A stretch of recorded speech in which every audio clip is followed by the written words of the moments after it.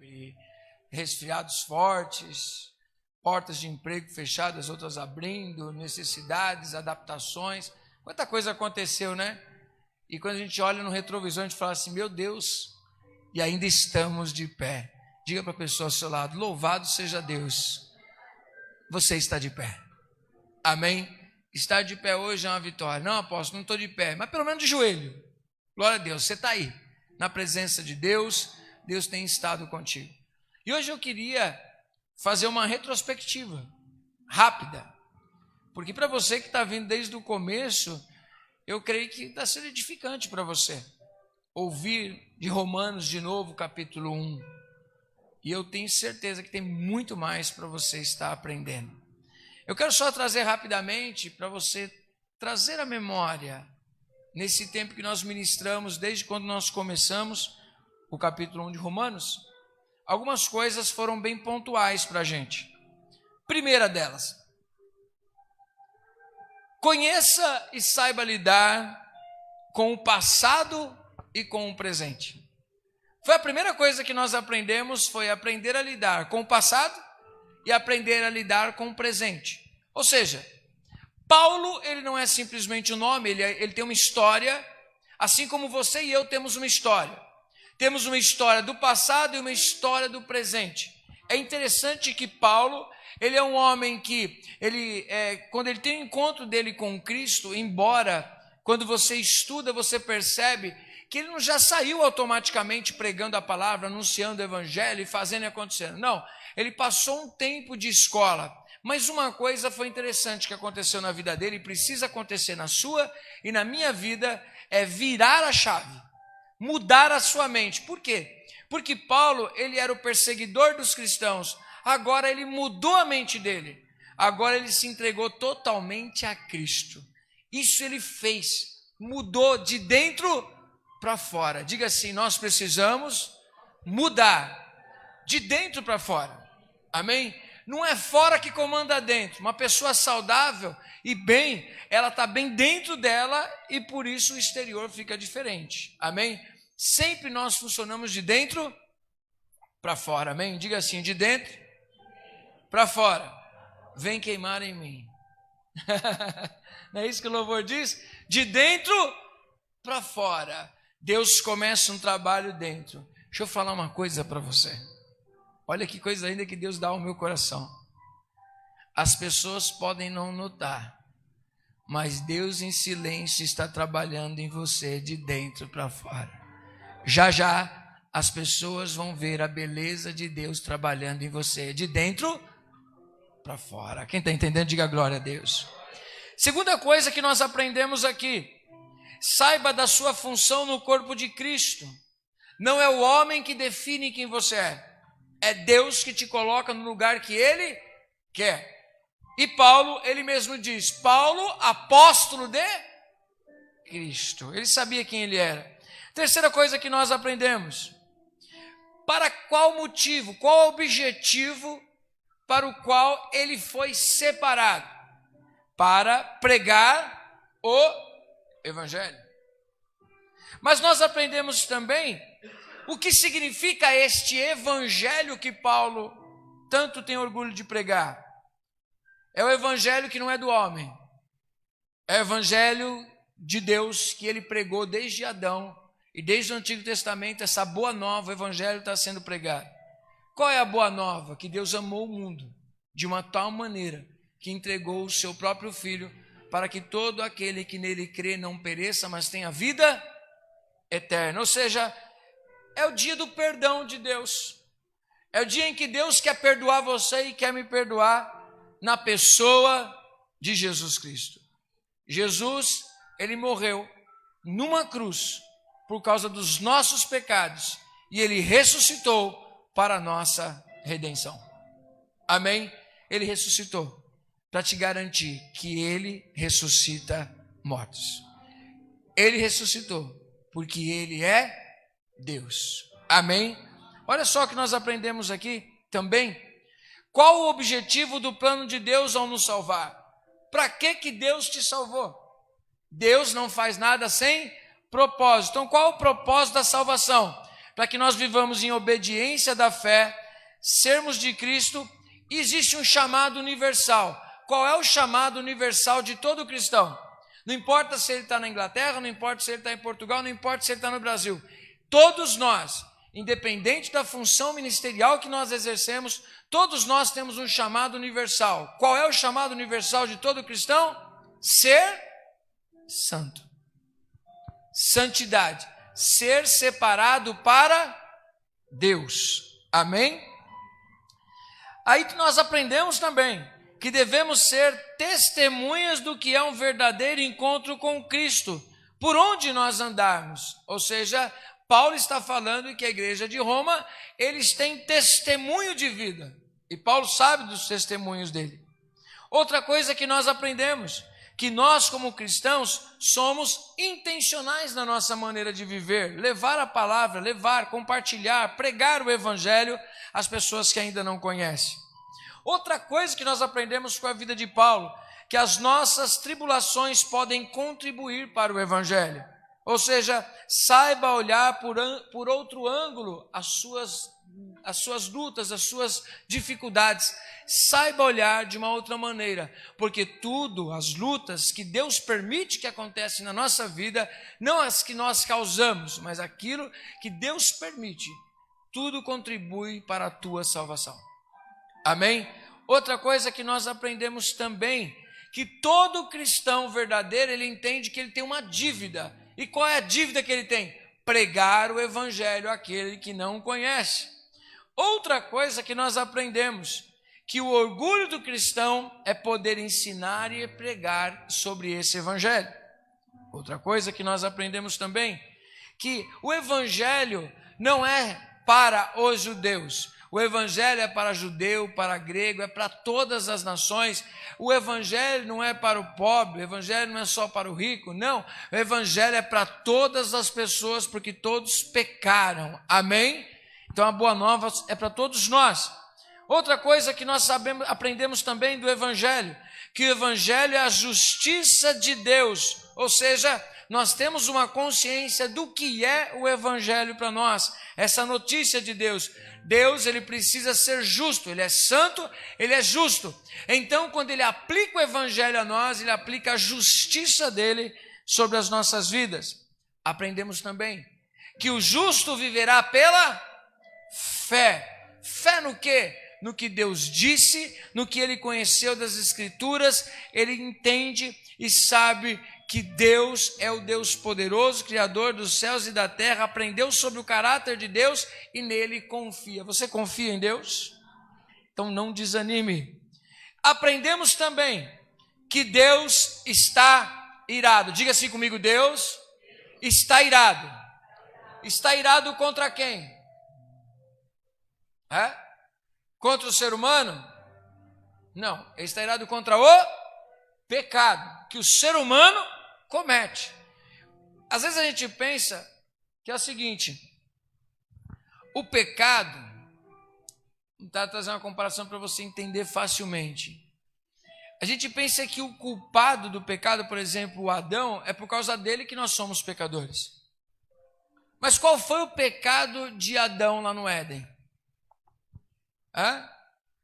Desobediência, desacreditou do caráter de Deus, desacreditou do que Deus tinha dito, desejou ser igual a Deus. Olha quanta coisa envolve a desobediência de Adão. O ato de Adão se chama pecado. Por isso que os nossos atos, que são contrários à vontade de Deus, também têm o nome de pecado. Amém? Então, pecado, nós aprendemos que é tudo aquilo que ofende a santidade de Deus. Amém? Outra coisa, o que é que atrai a ira de Deus para as nossas vidas? É quando nós permanecemos no pecado, quando não há arrependimento. Todos pecamos, todos falhamos, mas nós nos arrependemos e abandonamos as práticas. Senão, não é arrependimento. Senão, estamos na mesma prática, não houve transformação nenhuma. Outra coisa que nós aprendemos: Deus existe, amém? Ele quer ser conhecido. E ele se revelou na natureza, de uma maneira geral, que você não precisa ser cristão para ver que existe um Deus poderoso que criou todas as coisas. Mas nós vemos também que ele se revelou especialmente através das Escrituras, que falam dele, e também se revelou através de Cristo como Deus de amor, que perdoa pecados, que ama os pecadores. Amém? Também aprendemos que ele, através das Escrituras e através da criação, em cada ser humano, ele compartilhou dos atributos, porque ele é uma pessoa, então ele compartilhou de atributos comunicáveis e atributos incomunicáveis dele. Nenhum de nós somos onipresente, nem onisciente, nem onipotente. Não podemos todas as coisas, não sabemos de todas as coisas e não estamos em todos os lugares ao mesmo tempo. Deus não compartilhou isso com a gente, amém? Mas ele compartilhou amor, compartilhou santidade, eternidade, espiritualidade conosco, amém? E depois de ver tudo isso, ainda assim dizem, Deus não existe. Ainda assim, pessoas dizem, olha, não acredito na Bíblia. O que é que acontece então? E é a ministração que eu quero compartilhar com você hoje. Tudo isso que eu ministrei para você, eu creio que eu não preciso ler de novo, porque a gente pregou durante todos esses meses sobre esses assuntos. Então abre em Romanos capítulo 1, versículo 21.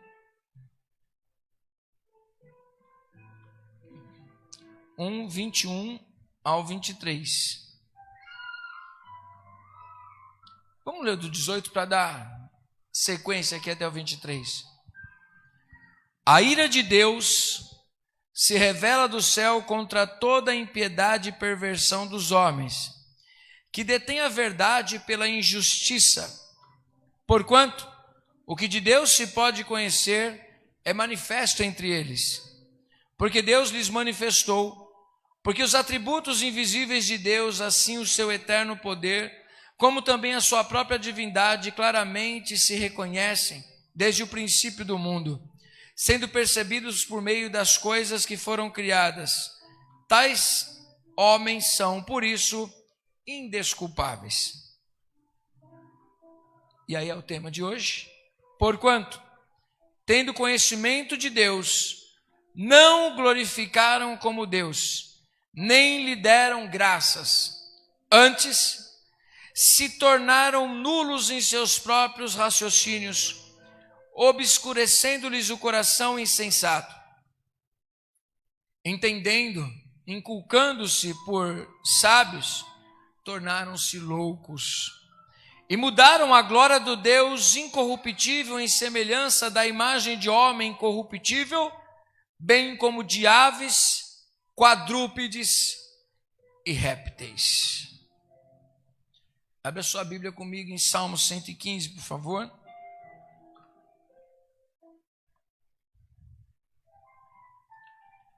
Salmo 115.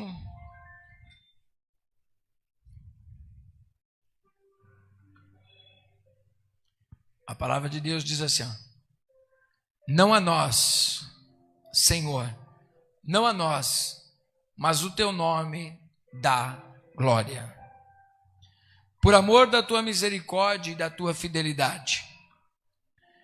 Porque diriam as nações, onde está o Deus deles? No céu está o nosso Deus. E tudo faz como lhe agrada. Prata e ouro são os ídolos deles, obra das mãos de homens. Tem boca e não falam, tem olhos e não veem, tem ouvidos e não ouvem, tem nariz e não cheiram. Suas mãos não apalpam, seus pés não andam, som nenhum lhes sai da garganta. Tornem-se semelhantes a eles os que os fazem e quantos neles confiam. Agora, coloque aqui ao invés de Israel, coloque o seu nome, se é que você crê dessa maneira. Israel confia no Senhor. Se você confia, diga assim: eu confio no Senhor. Diz assim a palavra: Ele é o meu amparo e o seu escudo. A casa de Arão confia no Senhor. Ele é seu amparo e seu escudo. Confiam no Senhor os que o temem, o Senhor. Ele é o seu amparo e o seu escudo. De nós se tem lembrado o Senhor, Ele nos abençoará. Abençoará a casa de Israel, abençoará a casa de Arão. Ele abençoa os que temem o Senhor, tanto pequenos como grandes. O Senhor vos aumente bênçãos mais e mais sobre vós e sobre vossos filhos. Quem crê, diga amém. Sede benditos do Senhor que fez os céus e a terra. Os céus são os céus do Senhor, mas a terra deu a ele aos filhos dos homens. Os mortos não louvam ao Senhor, nem os que descem à região do silêncio. Nós, porém, bendiremos o Senhor desde agora e para sempre. Aleluia. Amém. Quem está vivo dá um glória. Amém. Glorifique então a Deus na sua vida. Nós precisamos olhar esse salmo aqui e entender que ele tem tudo a ver com o que Paulo está dizendo em Romanos capítulo 1 também. Por quê? Porque Paulo daqui para frente ele vai trabalhar algumas coisas muito importantes para mim e para você. Porque Deus ele vai abandonar essa sociedade. Deixa eu dizer uma coisa para você. Para muita gente, a Bíblia é algo que foi escrito para o passado. Embora a Bíblia tenha histórias de muitas pessoas do passado, ela é atual até os dias de hoje. Quando nós lemos mais à frente, outras terças-feiras, fomos estudar sobre a sociedade de Roma e o que foi que Paulo escreveu, nós vamos ver que existe muita semelhança da sociedade, não somente de hoje, como de outras épocas também. E é por isso que a ira de Deus está por vir. E às vezes, deixa eu te dizer, a gente pensa que a ira de Deus não virá sobre a igreja. E é um engano. Por quê? Porque a palavra nos dá características. E eu preciso falar para você sobre essas características que eu fiz questão de separar. Por quê? Não é estar numa igreja. Não é pertencer a um corpo religioso que te faz entrar nos céus. É o quanto você foi transformado. E eu quero te dar algumas bases. Quando o livro estiver pronto, você vai ter um monte de referências para você ver. Hoje eu não vou te passar referências, mas eu vou te dizer da palavra de Deus, deixar você consciente. Hoje é mais uma noite que eu poderia ter uma bandeja aqui nas minhas mãos para me lavar as mãos mais uma vez. Nós aprendemos que uma pessoa que está na igreja, ela precisa ter algumas características que garantem que ela é uma pessoa salva.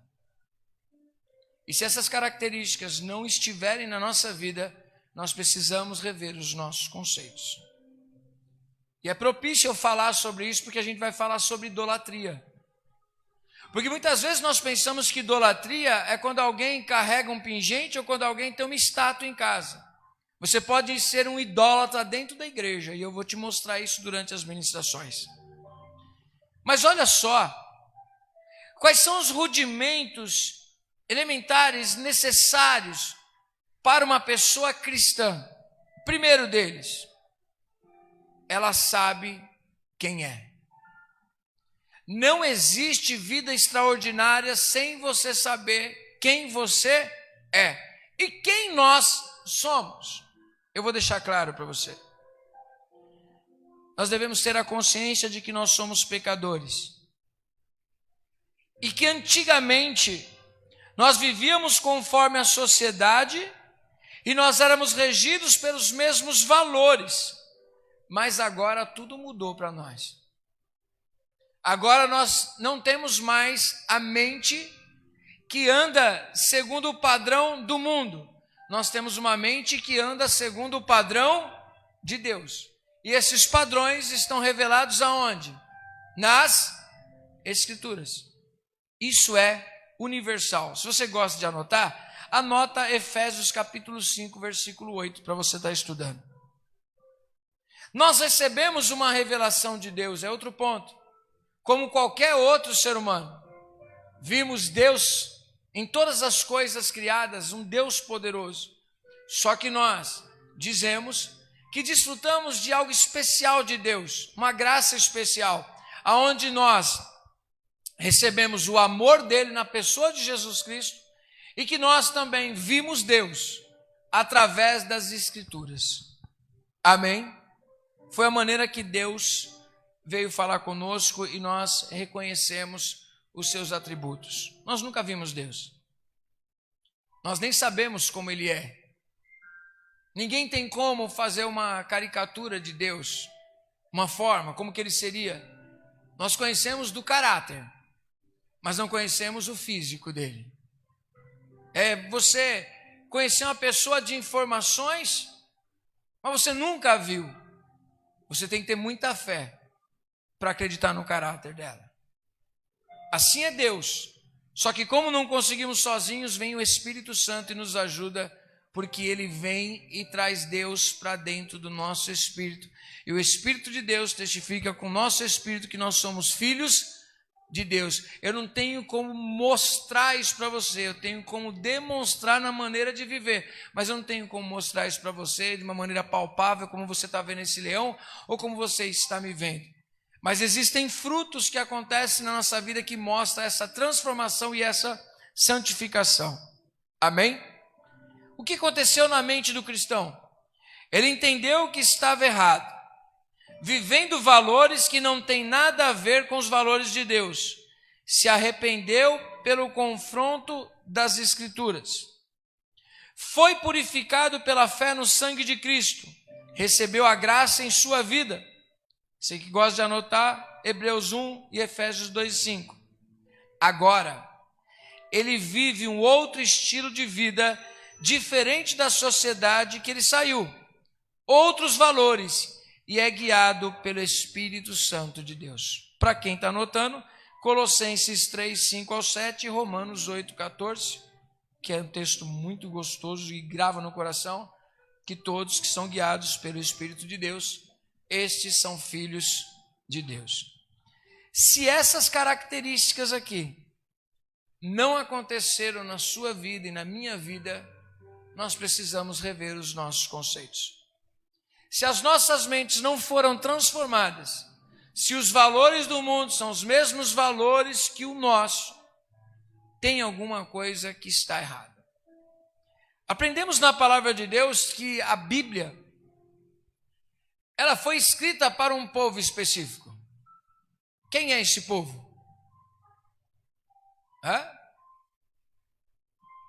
O povo dele. Não somente para o povo de Israel. Existem histórias que são para o povo de Israel, mas é a revelação de Deus para a humanidade na palavra, mas os valores é para o povo de Deus, são para o povo de Deus. Mas quem são esse povo aí? Quem é povo de Deus aí? Somos povo de Deus. Um dia a aliança foi feita com o povo de Israel. Jeremias 31, 31 diz o quê? Eis que dias vêm que farei um novo concerto com a casa de Israel e com a casa de Judá, não como o concerto que eu fiz com os vossos pais naqueles dias, quando os tirei lá do Egito. Eles invalidaram a minha aliança, mas eis que farei um novo concerto convosco, eu colocarei a minha lei no vosso interior, e vocês serão o meu povo, e eu serei o vosso Deus. Deus seria Deus de perto, não Deus de longe. Deus guiaria a nossa vida. Então Ele deu estatutos para o povo de Israel, para que eles vivessem aqueles estatutos. E naqueles estatutos estava revelada a santidade de Deus e as regras para que nós tivéssemos uma vida próspera e abençoada. Nós lemos no Salmo 115 que os céus são os céus de quem? Do Senhor. E a terra Ele entregou nas mãos de quem? Dos homens. Por isso que tem coisas que são ligadas aos céus, Deus fez por nós, mas tem coisas ligadas à terra que Ele deu autoridade para a gente crescer, multiplicar, dominar, e nós dominarmos essa terra, praticarmos princípios para que nós possamos ser abençoados. Salvação vem de Deus, salvação vem em Cristo, salvação é a graça de Deus na nossa vida. Agora, para uma vida extraordinária, para uma vida nessa terra de prosperidade, é questão de prática de princípios. Tem muitas vezes que as pessoas estão orando para que Deus faça coisas que na verdade é ela que tem que fazer. Às vezes as pessoas estão orando pela vida financeira, mas elas mesmas não se capacitam. Elas mesmas não acordam cedo para trabalhar.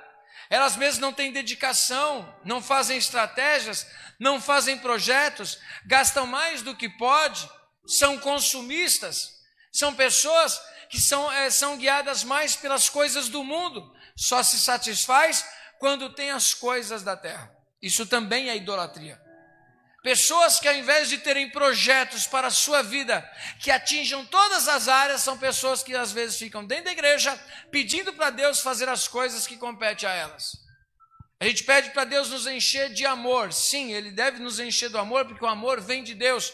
Mas todo aquele que nasceu de Deus, já entendeu que tem que amar. Entendendo que tem que amar, amar é uma decisão, então nós decidimos amar pessoas. Perdoar é decisão, não é sentimento, é uma decisão que cabe a cada um de nós. Passa pelo livre-arbítrio. Eu preciso decidir amar, eu preciso decidir perdoar. Apóstolo, mas eu não consigo fazer nada disso. Mas você precisa conseguir. Eu não consigo. Ou você não admite que você não consegue e não busca força em Deus e diz, eu sou desse jeito, cada um tem seu jeito e eu sou assim mesmo. Não, você nasceu de um jeito, na carne, mas você nasceu do Espírito agora. Agora você tem uma nova maneira de viver. Não, então não vou viver isso. Eu tenho os meus direitos, então você não morreu. Se você não morreu, você não ressuscita com Cristo. Se você não morreu para você mesmo, se você não matou os seus sentimentos, você precisa rever os seus conceitos. Porque foi isso que Jesus ensinou. Aquele que me segue, negue-se a si mesmo. Conseguimos negar a nós? Como é que nós vamos conseguir ser discípulos de Cristo? Se nós procuramos satisfazer somente a nossa vontade, não nos preocupamos com a vontade de Deus, como é que nós podemos orar e dizer, Deus, seja feita a tua vontade, assim na terra como nos céus? Como que a gente pode orar? Como é que nós podemos orar ao Pai Nosso, se a gente quer que Deus faça a nossa vontade?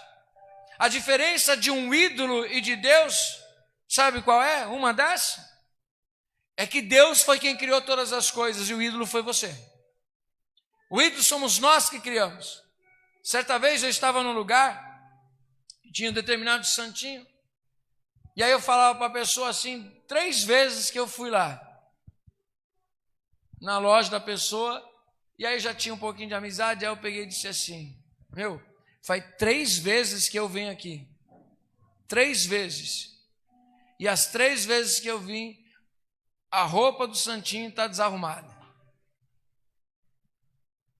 Aí a pessoa saiu correndo e foi lá e arrumou. Aí o santinho ficou mais arrumadinho. Aí eu disse para a pessoa, quem tem poder? Você ou o santo? Ela falou, o santo.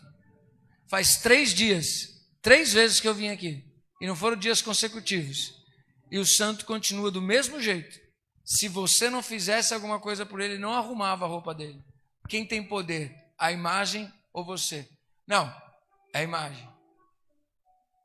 Aí eu falei, por que ela não cuidou dela mesma? Por que ela não tirou pó dela mesma? Por que ela não arrumou a roupa dela mesma?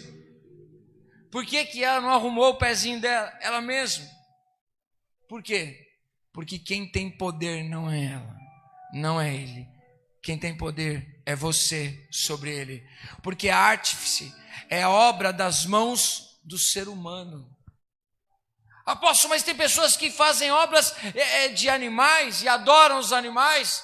Eu vejo Paulo passando no Areópago, lá em Atos 17, ele passando e vendo e falou assim: olha, vocês são tanto supersticiosos, religiosos, mas passando eu percebi uma plaquinha ao Deus desconhecido, que não tem imagem dele.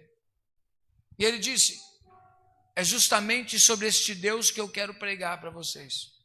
Este Deus não precisa ser servido por mãos humanas. Se vocês disserem que não acreditam nele, o problema é de vocês, porque ele continua existindo. Ele não é fruto da vossa cabeça, mas nós não o vimos, nós não temos como ter uma imagem dele, exatamente, porque não foi você que o criou, ele não depende de você. Ele é que criou todas as coisas, foi ele que deu vida a todos, ele é o criador e sustentador de todo o universo. É sobre esse Deus que eu quero pregar para você. Esse Deus decidiu amar a gente. Esse Deus que nós não conhecemos veio se revelar para a gente conhecer Ele, na pessoa de Jesus Cristo, seu Filho, que Ele enviou para perdoar os nossos pecados. Ele falou pelos profetas, Ele falou pelas Escrituras, agora Ele resolveu falar pelo Filho. Ele resolveu amar e mostrar a face dEle de amor por todos nós. E o entregou no madeiro, ele morreu pelos nossos pecados, mas eu vou contar uma coisa para você. Ele não ficou lá naquela tumba. Ele ressuscitou ao terceiro dia. Está vivo à destra de Deus e voltará para julgar o mundo. Essa foi a pregação de Paulo. Quando você chega para as pessoas e fala: eu vim falar de Deus para você, você precisa saber de que Deus você está falando. Você pode chegar para um hindu, você pode chegar lá na Índia e falar: eu vim falar de Deus para você. O que ele vai perguntar para você? Qual? Tem tantos, a gente conhece tanto. É aquele ali, aquele ali, aquele ali, aquele. Não, nenhum desses. Qual que é então? É o Deus que ninguém vê, mas é o Deus que fez todas as coisas. Esse Deus que ninguém vê está aqui neste lugar através do seu Espírito Santo. Esse Deus que ninguém vê está lá na sua casa, nas suas necessidades. Esse Deus está com você a todos os momentos, nos teus caminhos. Sabe o que você pensa, sabe o que você sente, sabe o que você quer e sabe o que você precisa. Jesus disse: não andeis ansiosos, porque o vosso Pai sabe do que cada um de vocês precisa. Você pode estar passando pelo maior vale, você pode passar pela maior dificuldade. Confia. Deus sabe do que você precisa. Então ele tem que fazer então. Calma lá. Quem é você mesmo? Você é o Deus ou ele é Deus? Quem está sentado no trono? É você ou é ele? Porque parece que muitas vezes nós queremos nos assentar no trono e dizer: Deus faz isso, Deus faz aquilo outro, do meu jeito, abre aquela porta, faz aquilo. Diga para a pessoa ao seu lado: você precisa aprender a confiar. Amém? Devemos aprender a confiar. Vamos ler uma passagem, Êxodo, capítulo número 20.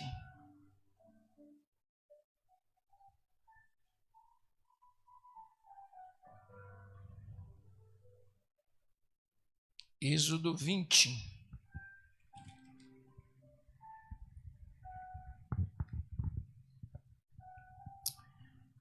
Versículo 1 em diante. Aqui vai falar dos 10 mandamentos. E logo de cara começa com a questão da idolatria.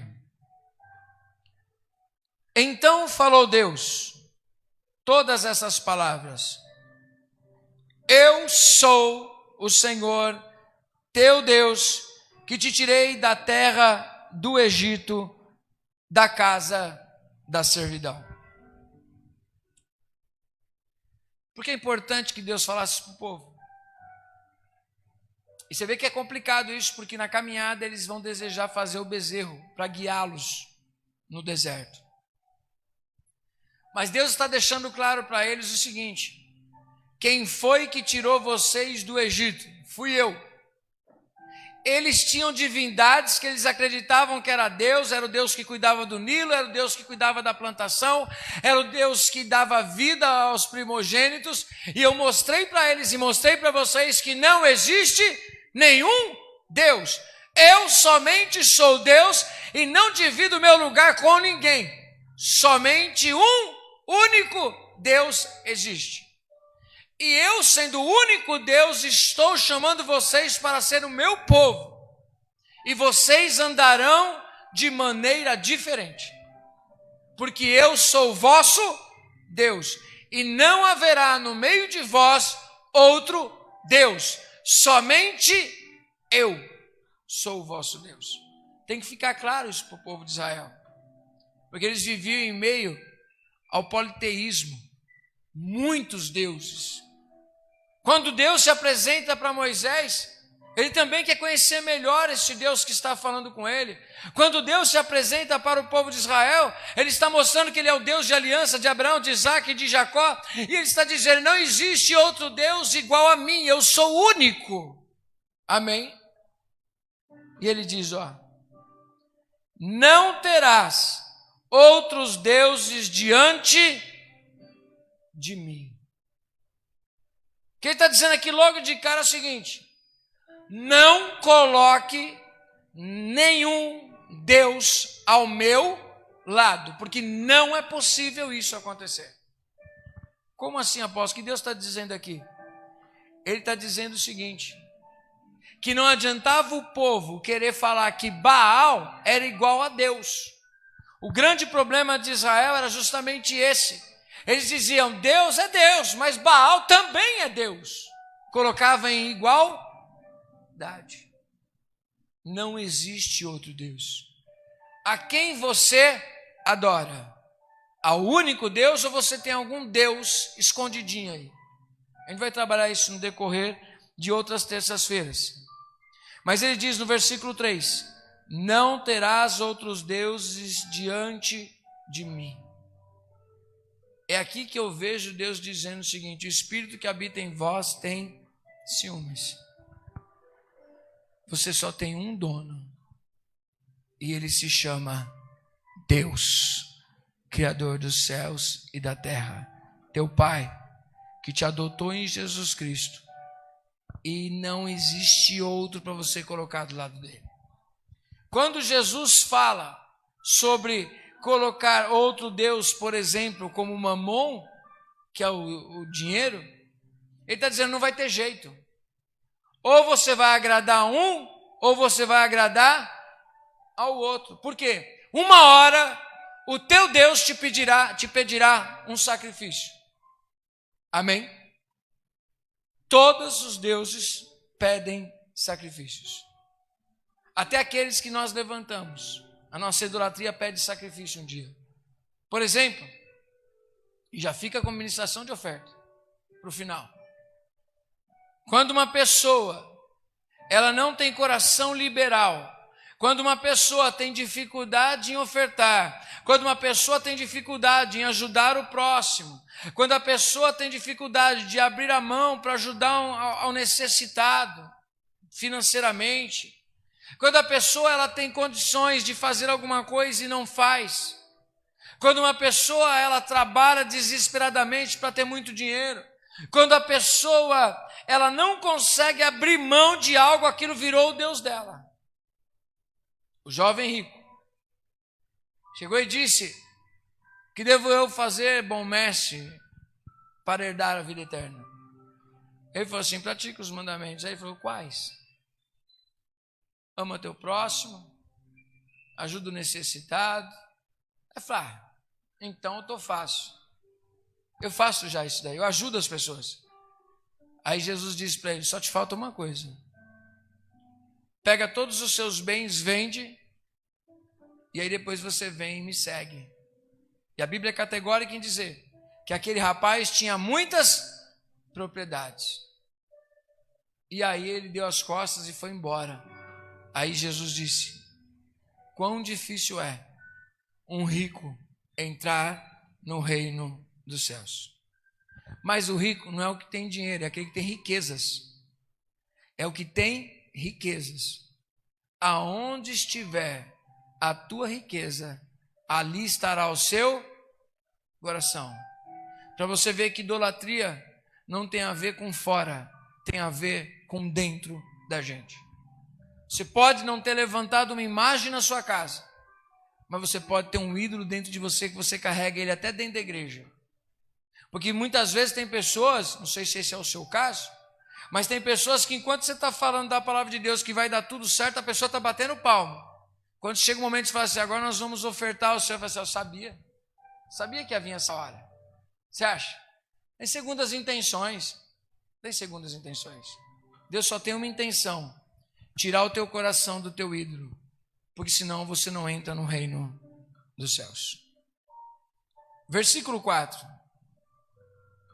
Não farás para ti imagem de escultura, nem semelhança alguma do que há em cima nos céus, nem embaixo na terra, nem nas águas debaixo da terra.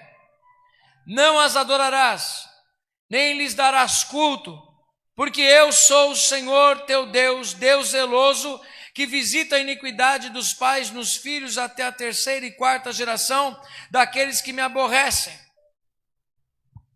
Mas, diz a palavra, e faço misericórdia até 1000 gerações daqueles que me amam e guardam os meus mandamentos. Ele está dizendo aqui que além de não fazermos, temos a ideia de nenhum Deus para compartilhar do mesmo lugar de Deus, também não deveríamos fazer alguma imagem para adorar, seja ela qual for, seja ela de animais, seja ela de alguém dizendo é Deus, seja até mesmo a imagem de Jesus Cristo. Quem viu Jesus? Quem sabe como ele é? Então não posso fazer uma imagem de Jesus e falar é ele aqui, ó. A gente não sabe como ele é. Então nem a imagem de Jesus, ou uma imagem que se diga em nome de Deus deve ser adorada, porque ninguém sabe como ele é. Ah, mas tem umas noções, apóstolo. Ok, mas não devemos adorar a essas imagens, porque todo adorador dá vida a essa imagem, porque na verdade ela é do jeito que você quer. Por exemplo, alguém já viu Jesus mesmo, de verdade? Nem eu. Como você vai reconhecer ele o dia que você encontrá-lo? Eu me lembro quando eu tive a oportunidade de estar próximo daquele lá do sul, lá, que fala que é o Henri Cristo. E aí tinha algumas pessoas em volta. Eu falei, ele não é Cristo. E aí o pessoal perguntou, como você tem certeza disso? Eu falei, você quer ver só? Eu vou passar lá perto dele. Aí eu passei perto dele, cumprimentei ele, nem me respondeu, hein? É como mó educado. Aí eu voltei e disse, nem me respondeu, mó educado. Ele falou assim, e só por isso você acha que ele não é Cristo? Eu falei, é. Ele falou, mas o que tem a ver uma coisa com a outra? Falei com ele ontem, e hoje ele nem olhou na minha cara. Eu estava falando com ele agora há pouco, e agora ele nem me reconheceu, nem olhou na minha cara. Era o mínimo ele olhar na minha cara e dizer assim, e aí, Adilson, eu te vi quando estavas debaixo da figueira. Quando você estava ali no carro, ali, eu ouvi você falando comigo. Eu sou contigo, meu filho. Estou te ouvindo. Eu estaria fazendo prova dele. Mas como não é, ele não me conhece. Apóstolo, mas e quando você vê-lo? Eu não vou reconhecer pelo corpo. Eu vou reconhecer pelo caráter. Como canta aquele louvor do Marcelo Aguiar, eu não conheço o teu rosto, mas te reconheço em todo lugar. Eu nunca toquei em tua face, nunca vi o teu corpo, mas quando eu ver, eu vou saber que é Ele. É Ele. É Ele porque o Espírito testificará com o meu Espírito que é Ele. Não haverá dúvidas de quem Ele é. Apóstolo, mas enquanto isso fica na imaginação se ele tem olho azul, olho preto, cabelo longo, cabelo curto, se ele tem barba, não tem barba, isso não muda. Primeiro que a característica que as pessoas buscam que ele estava na terra, ele nunca mais vai estar do mesmo jeito. Se fosse para fazer algum jeito, ia ser um ser mitológico. Por quê? Cabelos longos e brancos. E o zóio pegando fogo.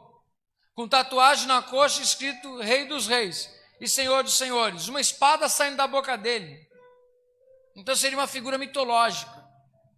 Mas essa ninguém coloca numa parede para dizer que Jesus tem os olhos de fogo, que queima o pecado e que traz juízo. Esse Cristo que vai voltar sobre as nuvens não é o mais divulgado por muita gente, porque isso faz as pessoas terem medo. E nós não recebemos o espírito de medo, nós recebemos o amor de Deus. Nós não temos medo de Deus. Não importa a imagem dele, o que importa é que nós reconhecemos o caráter de Deus. Nós conseguimos reconhecer o amor de Deus. Em cada cuidado da nossa vida nós podemos ver as mãos de Deus agindo. Às vezes as pessoas podem não reconhecer, mas eu vou dizer uma coisa, Deus cuida de pequenos detalhes.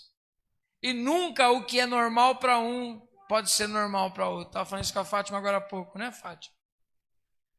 Tantas pessoas recebem tantas coisas. Tantas pessoas comem as coisas normalmente. Mas tem coisas que a gente sabe que tem o sabor do toque de Deus. E só quem recebe sabe que teve o toque de Deus. Aqui bate. O alimento que Deus te proporciona, você sabe que foi o toque de Deus. Ah, mas tem gente que comeu muito melhor. Tem gente que, olha, viajou muito melhor, fez tanta coisa melhor. Foram coisas naturais. Tem coisas que Deus é que dá a pitada dele. E você vê, foi Deus que fez. Foi Deus que fez. Falava para Fátima que para muita gente, uma nuvem do tamanho da mão de um homem não é sinal nenhum. Mas para quem crê em Deus, uma nuvem do tamanho da mão de um homem pode ser um sinal de uma grande chuva de Deus, porque não andamos pelo que nós vemos, nós andamos por aquilo que nós cremos, igual o profeta Elias fez. Vai lá e vê. O que você viu? Nada. Volta de novo. Não vi nada. Volta de novo. Bom, para não dizer que não vi nada, eu vi uma nuvenzinha lá longe. Para ser do tamanho de uma mão de um homem, ela está bem longe, você tem que estender as mãos para medir assim, ó. Insignificante. Para o profeta que tem uma visão aberta, ele diz, basta, já é o sinal da chuva de Deus que vai acontecer. Vai haver chuva. E daqui a pouco não é que aconteceu mesmo? Por quê? Porque nós sabemos que Deus age no impossível. Porque nós sabemos que não precisamos de grandes sinais. Nós reconhecemos Deus em pequenas coisas, em pequenos cuidados. Amém? Glória a Deus. Apóstolo, mas é muito difícil para a gente. A gente precisa dar um jeito de fazer Deus notório. A gente precisa ter algum contato para a gente ter fé. Jesus disse que bem-aventurado é aquele que crê sem ver. Fé é isso. Vamos ler aqui rapidamente Hebreus 11. Só para ficar gravado no seu coração, eu sei que você já conhece. Capítulo 11, versículo 1 diz assim: ora, a fé é a certeza de coisas que se esperam, a convicção de fatos que se não veem. Esse é o resumo de fé. Vá um pouquinho mais à frente aí, ó.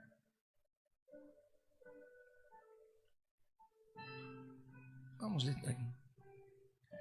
Pois pela fé, os antigos obtiveram bom testemunho.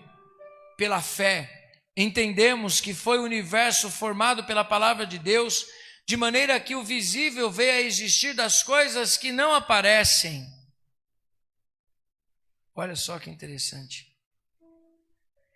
Vamos direto para o versículo 6. De fato, sem fé, é impossível agradar a Deus, porquanto é necessário que aquele que se aproxima de Deus creia que Ele existe e que se torna recompensador daqueles que o buscam. uma vida extraordinária vive pela fé. Uma vida extraordinária, ela consegue olhar as circunstâncias que estão à sua volta e dizer: eu vivo além disso. Gostei essa semana, no Natal, estava conversando com meu irmão, gostei de uma coisa, a gente batendo um papo, ele falou: não meça, vou traduzir para as minhas palavras, irmão, não meça a vida de uma pessoa pelo que ela passa hoje, porque amanhã a história dela é outra. Não olhe para uma pessoa hoje e duvide, porque Deus pode colocar em lugar de honra amanhã, e você vai ver. Aquelas pessoas que muitas vezes a gente já viu, eu conheço histórias de pessoas que estavam lá no vale um dia, e hoje estão em lugares altos. Não desacredite de uma pessoa que confia em Deus e acredita no seu potencial. Diga assim: confiar em Deus e acreditar no seu potencial. Deus em primeiro lugar. Depois você precisa acreditar em você. Você precisa olhar para você e dizer assim: eu posso todas as coisas naquele que me fortalece. Eu estou assim hoje, mas amanhã vai ser diferente. Eu creio que uma palavra dessa para nós aplicarmos na nossa vida é imprescindível para o ano de 2022. Porque talvez foi um ano difícil, foi um ano de dificuldades para você, mas você determina o seu futuro. Você escreve a sua história. Então chama a Deus e fala: Senhor, eu quero viver a tua história. Eu quero viver o teu projeto. Eu quero viver a tua vontade na minha vida. Eu quero estar no centro da sua vontade, Deus. É o melhor lugar que nós podemos estar. Porque uma vida extraordinária não está escondida de Deus, está escondida em Deus. Está no centro da vontade de Deus. Na próxima semana a gente fala. Não perca, que eu vou mostrar características que você pode dizer que aceitou Jesus Cristo. Você pode dizer que você é adorador de Deus, que você só tem a Deus como o único Senhor na tua vida. E talvez você tenha outros deuses menores, chamados Baalins, dentro de você. Não existe espaço para eles. Sabe aqueles Baalins do ego? Sabe os Baalins do dinheiro? Sabe os Baalins que a gente levanta as nossas torres?